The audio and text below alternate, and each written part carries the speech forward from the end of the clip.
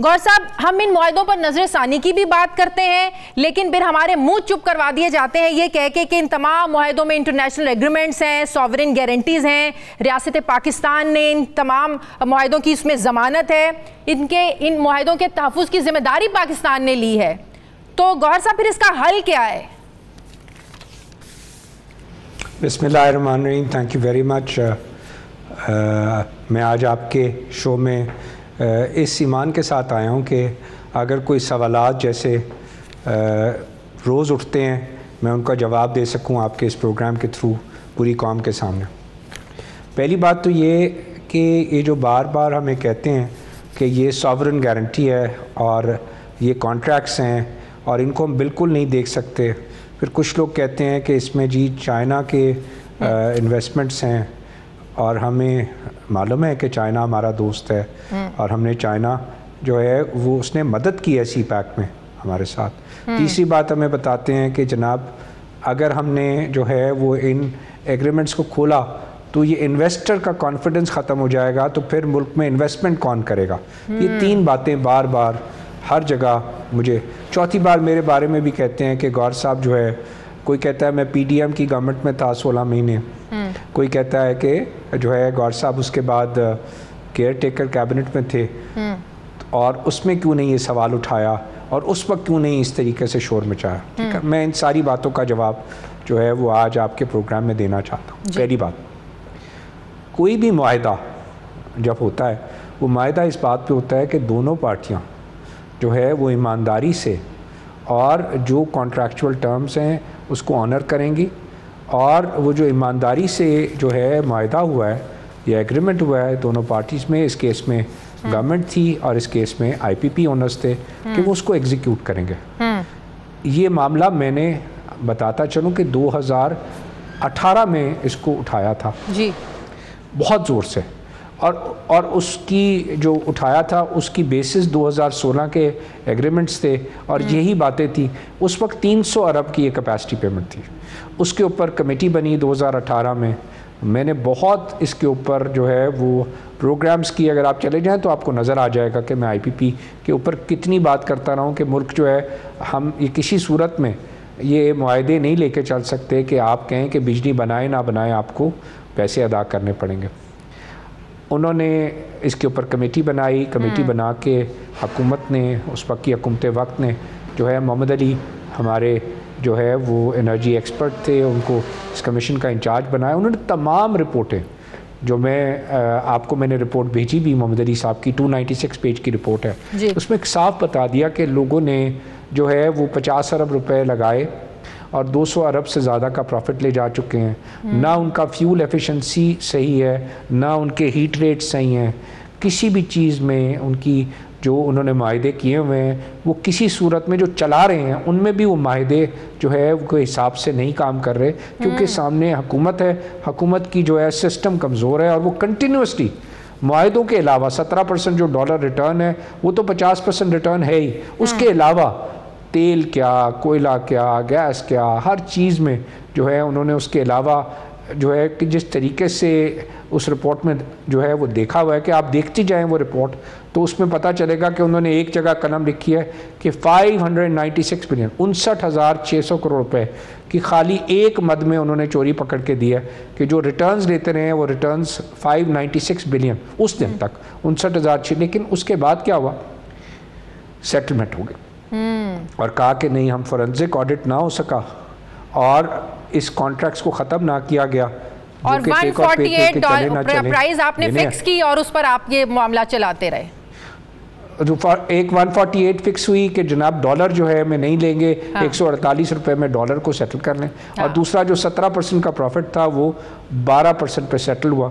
ठीक है, ये 60 रुपए के डॉलर से कारखाने लगे थे, ये हो गया। लेकिन फोरेंसिक ऑडिट हो जाता उस दिन, तो उस दिन हम इससे जान छूट जाती इन एग्रीमेंट से और ये बात सामने आ जाती कि हमने जितनी बिजली लेनी है हम उतने ही पैसे देंगे।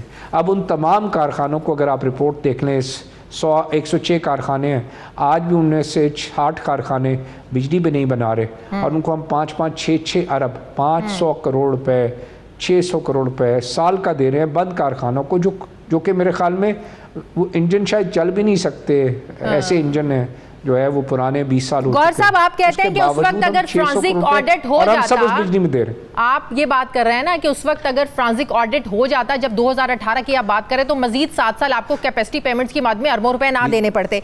लेकिन आज भी अवैस लगारी साहब एक प्रोग्राम में बैठे हुए, मैं बता रहा हूँ उसका मैं अमाउंट कितना बता रहा हूँ, क्योंकि ये लोग सवाल पूछ रहे हैं तो मैं उसका जवाब दे रहा हूँ। क्योंकि आवाम ये सवाल पूछ रही थी क्यों नहीं सवाल उठा, तो मैंने कहा ये उस वक्त उठा और ये एक कमेटी खत्म हुई और उस वक्त उन्होंने बड़ी समझदारी से इन्हीं IPPs वालों से इसको क्लोज करा लिया कि उनके ऊपर इल्ज़ाम ना लगे, क्रिमिनलिटी ना आए, ताकि ये कॉन्ट्रैक्ट्स क्लोज ना हो। तो मेरी एक ही डिमांड है आज भी, फोरेंसिक ऑडिट जो उस वक्त 2010 से नेपरा कह रहा है, पूरी की पूरी उस वक्त एक ही डिमांड थी सबकी कि फोरेंसिक ऑडिट करा लो इनका, कि ये वाकई क्या सही कीमत पे लगे हुए हैं, क्या ये वाकई इन्होंने इक्विटी लगाई है, क्योंकि इन्होंने इक्विटी भी नहीं लगाई हुई। ये मायदा तो तब होता है जब दो लोग एक कारोबार करें और बोले कि मैंने पैसे जो इन्होंने इक्विटी लगाई वो भी नहीं लगाई हुई। तीसरी चीज़ उसके अंदर जो जिस तरीके से वो चलाए गए हैं, चाहे वो तेल है, चाहे वो कोयला है, चाहे और किस्म के रॉ मटेरियल, उसके अंदर भी जो है हर जगह पे रिपोर्ट के अंदर मौजूद है किस तरीके से पैसे जो है इन्होंने कमाए हैं आवाम के जो है को चार्ज करके ना। ये सब कुछ तो हम कह रहे हैं कि इस पॉइंट पे मैं ले जा रहा हूँ कि जब हम इन एग्रीमेंट्स को फोरेंसिक ऑडिट कराएंगे, ये रिपोर्ट सामने मौजूद है और हमारे सामने आ जाएगा फोरेंसिक ऑडिट में कि क्या ये एग्रीमेंट हम पे लागू हैं या नहीं है। ये मेरा पॉइंट है। इन जो है वो सॉवरेन गारंटी बिल्कुल हमने दी है, सॉवरेन गारंटी ऑनर होनी चाहिए, लेकिन जिसके साथ दी है उसको ईमानदारी से क्या उसने काम किया, और अगर काम नहीं किया तो ये कॉन्ट्रैक्ट्स किसी जगह स्टैंड नहीं करते, ना हमारी सुप्रीम कोर्ट में स्टैंड करेंगे, ना ये किसी इंटरनेशनल कोर्ट में जा सकते हैं, क्योंकि करप्ट प्रैक्टिसेस मालाफाइडी किसी भी जगह पे स्टैंड कर ही नहीं सकती। सही। तो इसीलिए हमने फैसला किया कि अब हम सुप्रीम कोर्ट जाएंगे और सुप्रीम कोर्ट के थ्रू कहेंगे कि जनाब ये पूरी डिटेल्स हैं, वो उसकी 296 पेज की भी डिटेल मौजूद है, ये इसके बाद भी इनको प्रॉफिट्स जो हैं वो सामने हैं, कैपेसिटी पेमेंट सामने, हैरान हो जाएंगे बिजली हम कितने में खरीद रहे हैं। हाँ। एक सेकंड हम बिजली कितने में खरीद रहे हैं बंद कारखाने से? 750 रुपये यूनिट में।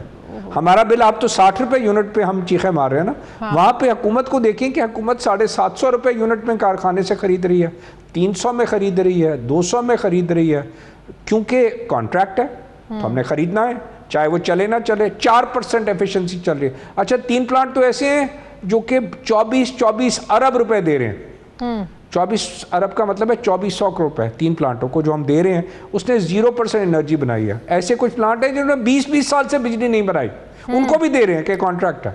तो मैं ये बोल रहा हूँ कि ये कौम की अमानत है, ये मेरा मामला नहीं है।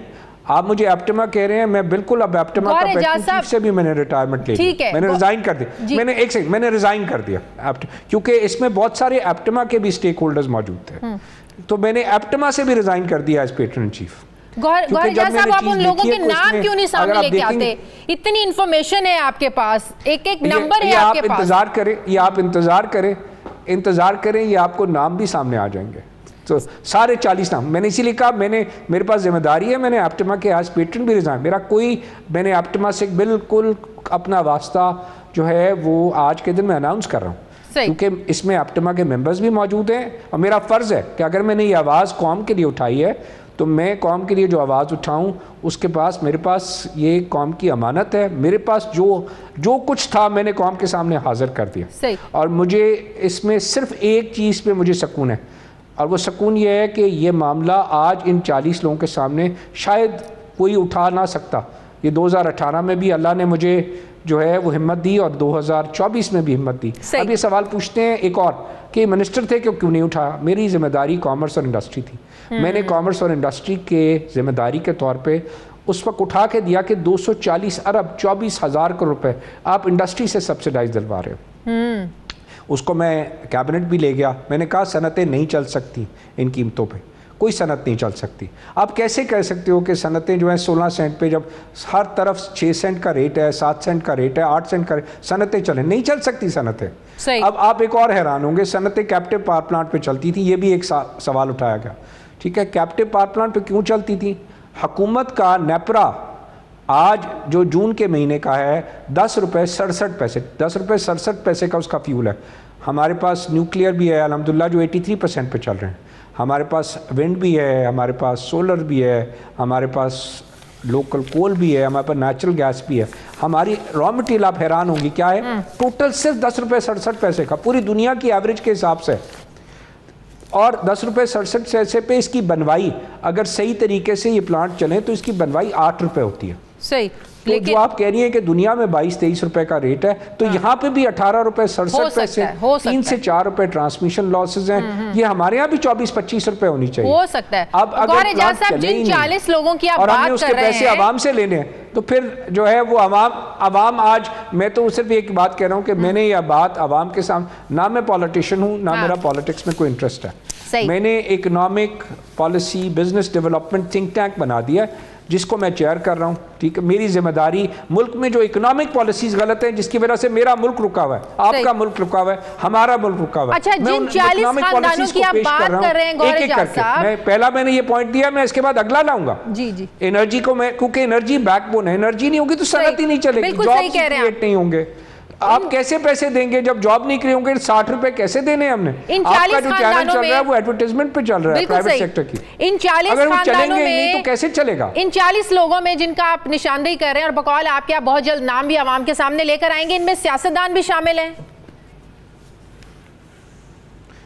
उसमें आप आई डिडंट हियर यू। जिन 40 खानदानों की, जिन 40 लोगों की आप बात कर रहे हैं, आप कह रहे हैं कि आप उनके नाम भी सामने लेकर आएंगे, क्या उनमें सियासतदान भी शामिल है? सियासतदान भी शामिल है। उनका ग्रुप वाइज आपके पास प्रॉफिट भी आ जाए, उनके ग्रुप वाइज जो कैपेसिटी ले रहे हैं, जिनके, क्योंकि लोगों को पता नहीं, किसी के 7 प्लांट है, किसी के 8 हैं, किसी के 6 हैं, किसी के 5। तो मैंने इसीलिए कहा है कि मैंने जो है कोई सवाल ना उठाए। आपने कहा पैट्रन इन चीफ, मैं बिल्कुल नहीं हूँ। मैंने 1 जुलाई को जिस दिन पहली ट्वीट की रिजाइन कर दिया।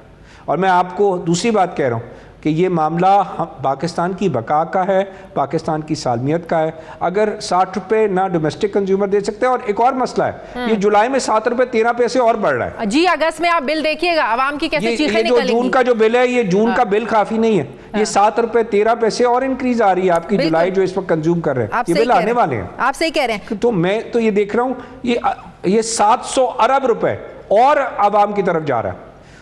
700 अरब। अच्छा गौर साहब, हम बार बार कैपेसिटी पेमेंट्स की बात कर रहे हैं, लेकिन मैं सिंपल कह रहा हूं कि ये मिसमैनेजमेंट है। एक उज़र दिया जाता है। अगली बात बताऊं कि किसी ने हमारी मदद नहीं करनी। अगर हम देख रहे हैं ना कि चाइना हमारे को कर्ज, हमारा बहुत प्यारा दोस्त है, उसने हमें कारखाने दे दिए, अब चलाए ना हम, तो उनका क्या कसूर है? चाइनीज का कोई कसूर नहीं है। सही। कारखाने 15% पे हैं। आपने कारखाने, आपने खुद शुरू किया प्रोग्राम, हमारी कंजम्पशन ट्रांसमिशन लाइनें 22-23 हज़ार की हैं, 43,000 मेगावाट के कारखाने लगा दिए हैं। उसके बाद क्या है कि हमारे पास साउथ से नॉर्थ का जो है ट्रांसमिशन सिस्टम ही नहीं है। अच्छा गौर एजाज साहब, एक बात बताएं, क्या है सवाल, आपके पास जो कारखाने आप नेचुरल गैस के बंद करके बैठे हुए हैं, क्योंकि आपने LNG के कॉन्ट्रैक्ट्स किए हुए हैं, आपने वो भी टेक और पे किया हुआ है।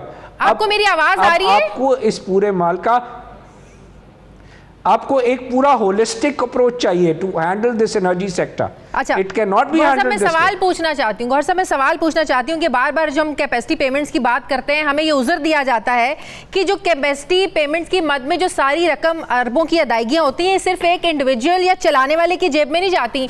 वो जो उस कंपनी को चलाने के लिए जो कर्जा लिया होता है उसको अदा करना है, फिर सूद जो आपने पे करना है, फिर उसको उसकी मद में आपने पेमेंट करनी है।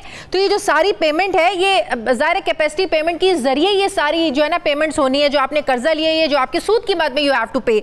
तो ये सारी एक चलाने वाले की जेब में तो नहीं जाते पैसे, ये भी उज़र देते हैं। मैं आपको बड़ा आसान एक एग्जांपल दे देता हूँ जी।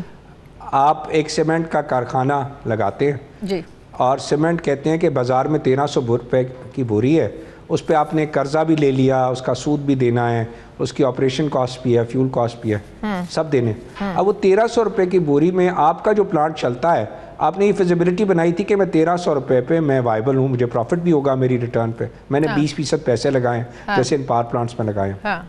अब जो 1300 के बजाय आपने जो 100% माल बेचना था, उसके बजाय आपका 15% माल बिका, सिर्फ 15% माल। तो अब आप कहें कि ऐसे करते हैं कि 1300 रुपये की बोरी का रेट कर देते हैं 8000 रुपये, क्योंकि आपका 15% है तो 6.6 टाइम इसको बढ़ा देते हैं रेट को, ठीक है। तो 1500 या 1300 की बोरी का रेट अब आपने 8000, कोई खरीदेगा 8000 रुपये की बोरी? कोई अब आप कहें मैं स्टेट हूं तो मैं 8,000 की बेचूंगा, मैं एवरेज में डाल दूंगा 8,000 रुपए की, खरीदनी पड़ेगी, नहीं तो मैं आपके ऊपर चोरी का मुकदमा लगाऊंगा, मैं गिरफ्तार कर लूंगा, ठीक है, क्योंकि मैं स्टेट हूं ना। मेरा पॉइंट ऑफ व्यू है कि बिल्कुल देने हैं, वो देने थे किस पे, 100%, 80%, 70% एफिशिएंसी पे, वो 15% पे चल रहे हैं। मेरा मुकदमा ही है। तो आप जब 15% पे चला रहे हैं मुकदमा, तो आपको इसका बिजनेस हल निकालना पड़ेगा। ये नहीं कर सकते कि आप कहें कि 8,000 रुपए जो सीमेंट लेनी है किसी ने, वो भी नहीं लेगा 8,000। ये मैं यही बोल रहा हूँ कि 60 रुपए में बिजली जिसने लेनी है वो सब सोलर लगा रहे हैं। हाँ बिल्कुल, वो ये नहीं खरीदने को तैयार, वो 60 रुपए में कोई खरीदार ही नहीं है। जिसके पास 10 किलोवाट के पैसे हैं, 5 को घर पे छत पे सोलर लगा, ये अगले साल 6,000 मेगावाट और कंजम्पशन टूट जानी है। जो इस साल 11,000 मेगावाट हुई है 43,000 के सामने एवरेज, वो टूट जाएगी।